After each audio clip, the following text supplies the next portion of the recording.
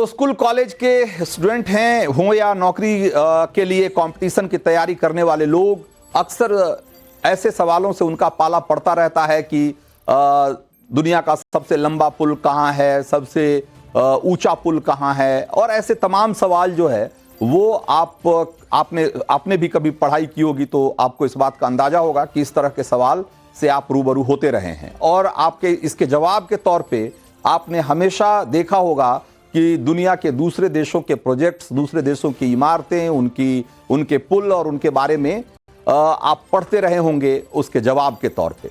लेकिन अब समय बदल रहा है, हिंदुस्तान बदल रहा है, और इस तरह के बहुत सारे रिकॉर्ड जो कि पहले चीन, यूरोप और अमेरिका के देशों के हिस्से में आता था, वो सारे रिकॉर्ड उसमें से बहुत सारे रिकॉर्ड अब भारत के हिस्से में भी आने लगा है। और भारतीय छात्रों का अगर सामान्य ज्ञान उनको दुरुस्त करना है तो वो ऐसे सवालों का जब जवाब तलाशेंगे तो उसमें दुनिया के कुछ बाकी जो बड़े प्रोजेक्ट्स हैं उसके साथ साथ उनको हिंदुस्तान के भी कई प्रोजेक्ट्स के बारे में जानने को मिल जाएगा। और उसी में से एक प्रोजेक्ट है चिनाब का रेलवे ब्रिज। प्रधानमंत्री मोदी ने आज पहलगाम हमले के बाद पहली बार जम्मू कश्मीर का दौरा किया और रियासी जिले में चिनाब नदी पर बने दुनिया के सबसे ऊंचे रेलवे आर्च ब्रिज का तिरंगा दिखाकर उसका उद्घाटन किया। और इसके बाद अंजी ब्रिज और कटरा में कश्मीर की पहली ट्रेन कटरा श्रीनगर वंदे भारत को भी उन्होंने हरी झंडी दिखाई।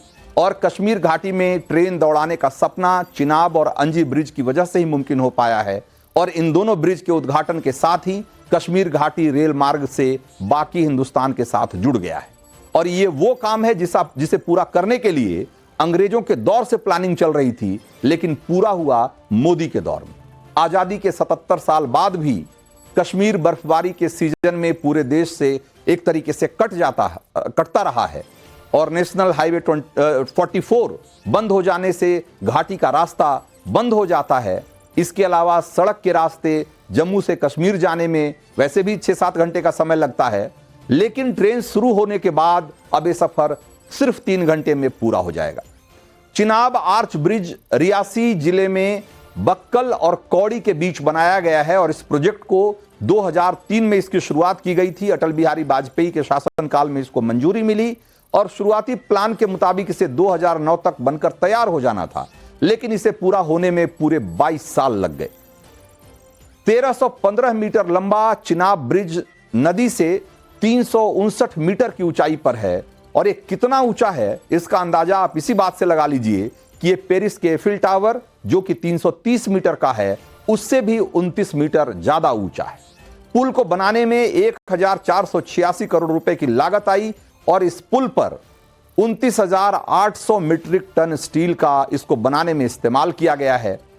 यह इलाका चूंकि सिस्मिक जोन 5 में आता है, इसलिए चिनाब ब्रिज को इस तरीके से बनाया गया है कि रिक्टर स्केल पर अगर 8 की तीव्रता वाला भूकंप भी आ जाए तो भी इस पुल का बाल बाका नहीं होगा।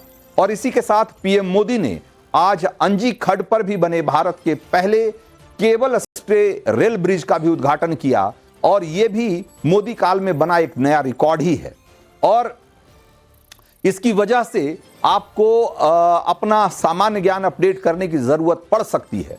अंजी ब्रिज नदी तल से 331 मीटर की ऊंचाई पर बना है और 1086 फीट ऊंचा एक टावर इसे सहारा देने के लिए तैयार किया गया है, जो कि करीब 77 मंजिला बिल्डिंग जितना लंबा है।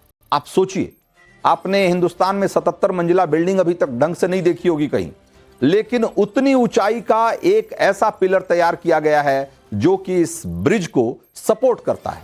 और इस पुल की लंबाई 725 या यूं कहें कि 725 मीटर से थोड़ी ज्यादा है और इसमें से 472 मीटर का हिस्सा केबल्स पे टिका हुआ है।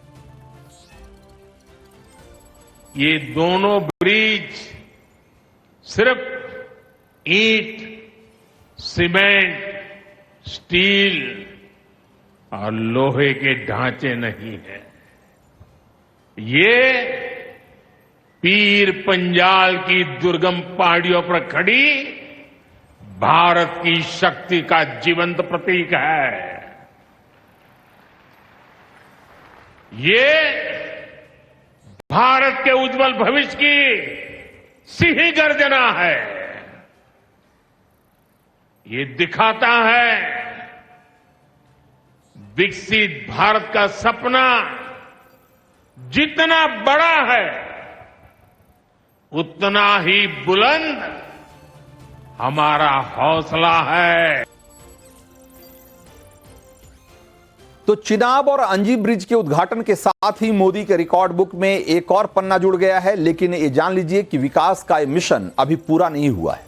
मोदी रिकॉर्डधारी हैं और चिनाब ब्रिज से आगे भी उनकी बहुत बड़ी तैयारी। जैसा कि आप जानते हैं कि देश की सबसे लंबी रोड टनल का खिताब फिलहाल अटल टनल के पास है। 10,000 फुट की ऊंचाई पर बनी 9 किलोमीटर लंबी अटल सुरंग का उद्घाटन 3 अक्टूबर 2020 को पीएम मोदी ने ही किया था। लेकिन कुछ ही महीनों में पीएम मोदी अपना ही रिकॉर्ड तोड़ने वाले हैं। भारत ही नहीं बल्कि एशिया की सबसे लंबी सुरंग जोजिला टनल का निर्माण 70% पूरा हो चुका है और 13.1 किलोमीटर लंबी और 17 किलोमीटर के अप्रोच रोड के साथ इसकी कुल लंबाई 30 किलोमीटर से ज्यादा होगी। और इस सुरंग के बनने से लेह लद्दाख का संपर्क साल भर देश के दूसरे हिस्सों से बना रहेगा। अभी सर्दियों में भारी बर्फबारी के कारण लेह लद्दाख का संपर्क टूट जाता है, लेकिन इस सुरंग के बनने से वाहनों को खतरनाक जोजिला दर्रा पार नहीं करना होगा और इसे पार करने में अभी 3.5 घंटे का वक्त लगता है, जबकि जोजिला टनल के चालू हो जाने के बाद यह समय घटकर सिर्फ 15 से 20 मिनट का रह जाएगा। तो जोजिला सुरंग कश्मीर के गांदरबल जिले में के बालटाल को लद्दाख के कारगिल जिले के द्रास कस्बे के मिनी मार्ग से जोड़ेगा और साल 2021 में इस टनल का निर्माण शुरू किया गया था और अगले साल के आखिर या यूं कहें कि 2027 की शुरुआत तक इसे पूरा कर लिए जाने की उम्मीद जताई जा रही है। यह सुरंग आम जनता और पर्यटकों के साथ ही सेना के लिए भी बहुत महत्वपूर्ण होगा। साल भर लद्दाख के सड़क मार्ग से जुड़े रहने से देश को जो देश की सेना है उसको चीन की सीमा और सियाचिन तक आना जाना, साजो सामान को पहुंचाना सेना के लिए बहुत आसान हो जाएगा। जोजिला सुरंग बनने से श्रीनगर से लेह जाने में कम से कम 3 घंटे से कम का समय लगेगा। तो जोजिला टनल के शुरू होने से हिंदुस्तान का एक और रिकॉर्ड बनेगा, लेकिन यह तो फ्यूचर की बात है। लेकिन बीते कुछ महीनों के भीतर ही पीएम मोदी ने कई ऐसे प्रोजेक्ट की शुरुआत की है जो किसी कीर्तिमान से कम नहीं। इसी साल 6 अप्रैल को प्रधानमंत्री नरेंद्र मोदी ने भारत के पहले वर्टिकल लिफ्ट समुद्री पुल, जिसे कि नया पंबन ब्रिज कहा जा रहा है, इसका भी उद्घाटन किया और तमिलनाडु का यह समुद्री ब्रिज रामेश्वरम को मुख्य भूमि से जोड़ता है।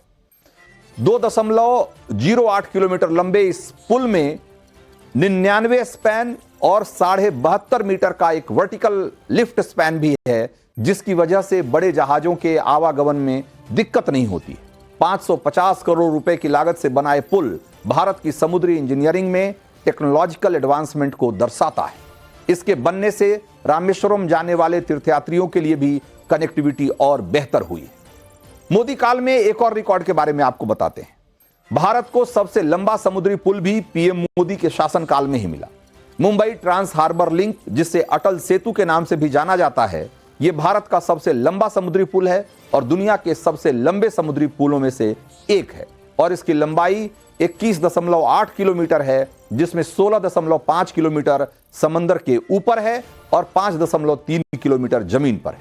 यह पुल मुंबई और नवी मुंबई को जोड़ता है, जिससे यात्रा का समय 2 घंटे से घटकर 20 मिनट हो गया है। इसे भी करीब 18,000 करोड़ की लागत से बनाया गया है। 6 लेन वाले इस पुल का उद्घाटन 12 जनवरी 2024 को प्रधानमंत्री नरेंद्र मोदी ने ही किया था। मोदी के रिकॉर्ड बुक का अगला पन्ना आपको दिखाते हैं। एशिया का दूसरा सबसे बड़ा और देश का सबसे बड़ा रेल सड़क पुल ब्रह्मपुत्र नदी पर बनेगा, बोगीबिल, जिसे कि बोगीबिल ब्रिज कहा गया, और इसका उद्घाटन भी पीएम मोदी ने ही किया था। दिसंबर 2018 में 4.94 किलोमीटर लंबे इस पुल के ऊपरी हिस्से पे सड़क है, जबकि नीचे से ट्रेन गुजरती है। यह पुल ब्रह्मपुत्र नदी के उत्तर और दक्षिण तटों को जोड़ता है और इस ब्रिज को ऐसे बनाया गया है कि यहां पर लड़ाकू विमान को भी उतारा जा सकता है, क्योंकि सुरक्षा रणनीति के नजरिए से यह पुल काफी महत्वपूर्ण है।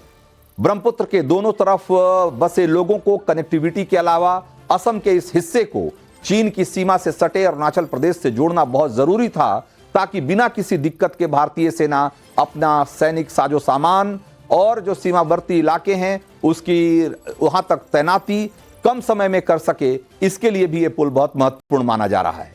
5,900 करोड़ रुपए की लागत से बने बोगीबिल पुल के नीचे से के दोनों तरफ रेल लाइन है और उसके ऊपर 3 लेन की एक सड़क है जिस पर भारी सैन्य वाहन जिसमें कि टैंक भी शामिल है वो भी इस पर आसानी से गुजर सकते हैं। इस पुल के शुरू होने के साथ ही असम से अरुणाचल प्रदेश के बीच की यात्रा का समय 4 घंटे कम हो गया, जबकि दिल्ली से डिब्रूगढ़ के बीच ट्रेन यात्रा में 3 घंटे के आसपास की कटौती हुई है। पूर्वोत्तर में ही मोदी ने एक और बड़ी सौगात दी थी। असम का पूर्वोत्तर के 2 राज्यों को जोड़ने वाले इस ब्रिज की शुरुआत 2017 में हुई थी और इसका निर्माण 2011 में शुरू हुआ और 950 करोड़ रुपए की लागत से इसे तैयार किया गया है।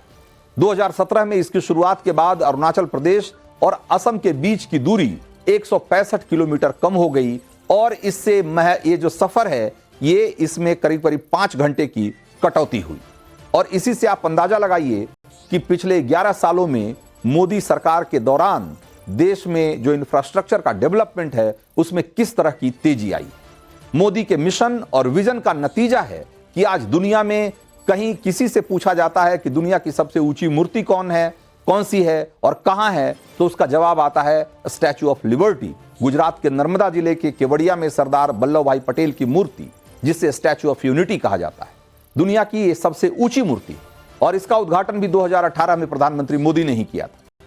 इसी तरीके से देखा जाए तो आज की तारीख में हिंदुस्तान में तो वो हमने कुछ ऐसे इंफ्रास्ट्रक्चर प्रोजेक्ट की बात की जो कि या तो पूरे होने के कगार पे हैं या पूरे हो चुके हैं, लेकिन बहुत सारे ऐसे भी इंफ्रास्ट्रक्चर प्रोजेक्ट देश में चल रहे हैं जो कि अगले कुछ सालों में पूरे हो जाएंगे और उसके बाद जो आपका सामान्य ज्ञान वाला जो सवाल जवाब है उसमें और भी कुछ ऐसे सवाल जुड़ जाएंगे जिसका सबसे ऊंचा, सबसे लंबा, सबसे बड़ा, उसमें भारत के बहुत सारे इंफ्रास्ट्रक्चर के प्रोजेक्ट्स आपको पढ़ने को मिलेंगे।